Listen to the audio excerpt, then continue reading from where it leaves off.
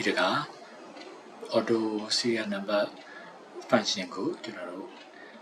if ရဲ့ count a ရဲ့ maximum ရဲ့ဒီ function 3မျိုးပေါင်းဆက်ပြီးတော့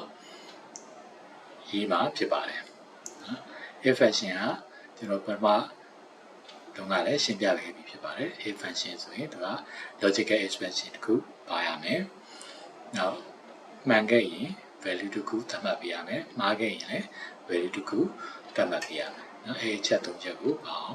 if function ရေးပေးရမှာဖြစ်တယ်နော် count a function ကလည်းကျွန်တော်ရှင်းပြပြီးဖြစ်ပါတယ် count a ကတော့သူက value တွေကိုဖြည့်ပေးရမယ် value 1 2 3 etc ပေါ့ဖြည့်ပေးရမယ် value 10ခုထည့်ထားရင်သူက10ကိုရေးတွက်မယ် value တစ်ခုပဲသတ်မှတ်ထားရင်ရေးချက်ထားရင်1လို့သူကကောက်ရေးတွက်ပေးမယ်နော်နောက် maximum function ကတော့ခုတူလာတဲ့ function ပေါ့နော် maximum function ကလည်းသူ value တွေ select လုပ်ပေးရမယ်အဲဒီထဲမှာသူကအကြီးဆုံးကဏ္ဍကိုသူကရွေးထုတ်ပေးမှာဖြစ်ပါတယ်ကျွန်တော်ဒီမှာနမူနာရေးပြပါမယ်အဲတော့ဒီနေရာမှာကျွန်တော်က9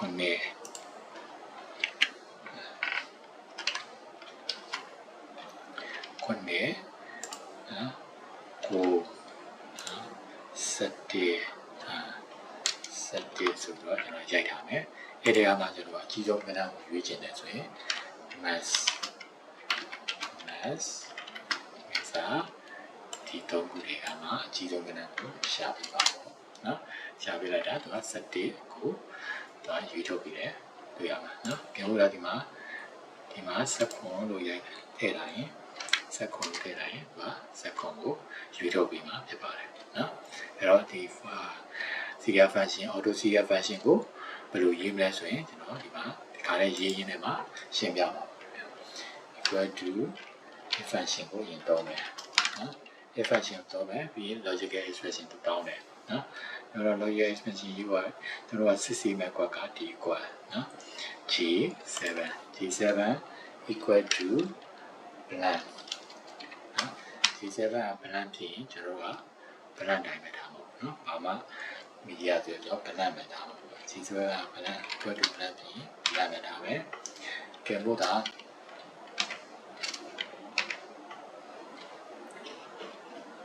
ကဲဖို့သာ J7 နေရာမှာတစ်ခုခုရေးထားတယ်ဆိုရင်စပြီးတော့ရေးတွက်မှာပေါ့နော်ကောင်းလို့မယ်အဲ့တော့ကောင်းလို့မယ်ကောင်း A ဒီကောင်း A ဘာကိုရေးတွက်မယ် J7 ကိုရေးတွက်မယ်နော် J7 ဒီနော်ကောင်း A J7 ကို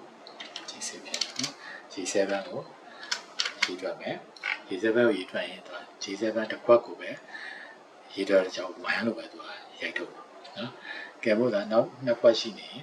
2ဖြစ်အောင်ကျွန်တော်ကလုပ်ရမှာပေါ့နော်အဲ့တော့ maximum နဲ့ကျွန်တော်တို့ပြန်စစ်ထုတ်မှာပေါ့နော် maximum နဲ့ပြန်စစ်ထုတ်မှာဆို maximum ကဘယ်ဟာကိုစစ်ထုတ်မှာဆိုဒီ s column ကိုစစ်ထုတ်မှာ s column မှာဒီမှာ1ရှိနေရင်maximum 1နဲ့ဒီကောက်လောက်လာတဲ့1နဲ့ပေါင်းရင်2ဖြစ်သွားမှာပေါ့ခဲမို့လားဒီမှာ2ဖြစ်နေရင် maximum 2ဖြစ်နေရင်ကောက်လောက်လာတဲ့1နဲ့2နဲ့ပေါင်းတော့3တွက်ထုတ်ပေးမှာပေါ့နော်ကဲမို့လားဒီမှာ5ဖြစ်နေရင်maximum 5အပေါင်းကောက်လို့ရတဲ့1နဲ့ပေါင်းပြီးတော့6ဆိုပြီးတော့တွက်ထုတ်ပြီးမှာပေါ့နော်အဲ့တော့ကျွန်တော်ကပေါင်းပြီးရမှာ maximum နဲ့ပေါင်းပြီးရမှာပေါင်း mass ကဘယ်ကောင်တော့ဆက်ရမှာဆိုတော့ i6 ကိုဆက်မယ် i6 ကိုဆက်လို့တော့နေရာမရွေ့သွားအောင်လောချခဲ့တယ်နော် i6 ကိုလောချခဲ့မယ် f4 နဲ့လောချခဲ့မယ်ပြီးရင် i column ကိုပဲမပြောင်းအောင်လောချခဲ့မယ်ဒေါ်လာဆိုင်လေးနဲ့လောချခဲ့မယ် i6 နော်ပြီးရင် complete နော်အဲ့ဒါဆိုရင် maximum function ရဲ့ function ပြပါပြီပြီးရင်ထပ်ပြီးတော့ if function မှာ complete လိုက်နော် if function လည်း complete ပြပါပြီဆိုရင်အတားနေလိုက်ဒါဆိုရင်ဒီနေရာမှာဘာမှမရှိတော့ကြောင့်သူဘာမှမရိုက်တော့ဘူးဒီနေရာမှာအောင်ရှိရိုက်ထည့်ရတယ်ဆိုရင်သူက1လို့စာ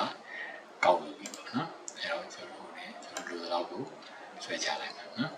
ဆွဲချလိုက်ပြီးတော့ copy ဆွဲချလိုက်မယ်ပြီးရင်ဒီနေရာမှာ3 ဆိုရင်စပြီးတော့ရေးတွက်တာနော်ဒီနေရာမှာတော့ maximum ကိုသူရှာလိုက်တော့ maximum 2ဖြစ်တဲ့အတွက်ကြောင့်ကောက်လုပ်တော့တဲ့တရား1နဲ့ပေါင်းလိုက်တော့3ဆိုတော့ဒီမှာတက်ထွက်လာတယ်နော်ဒီမှာတက်ပြည့်စီအောင်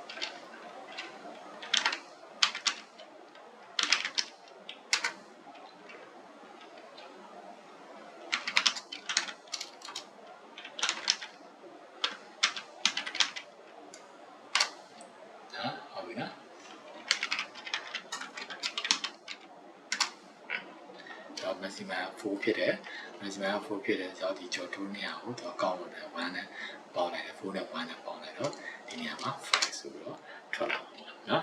5ဆိုတော့ဒီကွက်ကျော်ပြီးတော့ကျွန်တော်ချက်ရိုက်ကြည့်လိုက်တာနော်ဒီကွက်ကျော်ပြီးရိုက်ကြည့်လိုက်တာ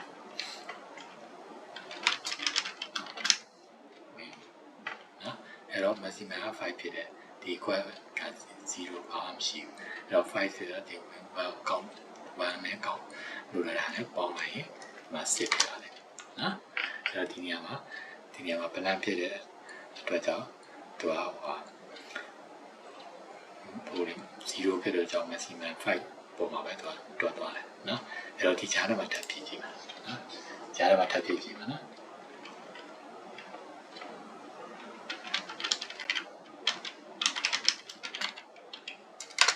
ကဲဒီတော့လဲဆိုတော့သူကဒီကြားထဲမှာပြည့်လိုက်တော့ဒီနေရာမှာ5က maximum ဖြစ်တယ်ဒီက1နဲ့ပေါင်းတော့6အဲ့တော့ဒီအောက်ကကိုပြည့်တဲ့6ကသူကပြန်စစ်ကြည့်လိုက်တော့ဒီနေရာမှာ maximum 5မဟုတ်တော့ပဲ6ဖြစ်သွားတယ်ကြောင့်ဒီကောင်မှာ7ဖြစ်သွားတယ်နော်ဒါသူပြောင်းသွားတယ်နော်ဒီ function ကအဲ့ဒီ flexible တော့ဖြစ်တဲ့ function ပေါ့နော်ဒီနေရာကိုဖြတ်ကြည့်လိုက်မယ်နော်ဖြတ်ကြည့်လိုက်ဆိုရင်သူ auto အောက်က serial number တွေကိုလည်းပြောင်းသွားတာနော်အဲ့တော့ခုကျွန်တော်ပေါ်ပြတဲ့ serial number တက်နေထဲမှာဒီနီးကတော့အကောင်းဆုံးလို့ယူဆပါတယ်အားလုံးစင်ကြပါပြီ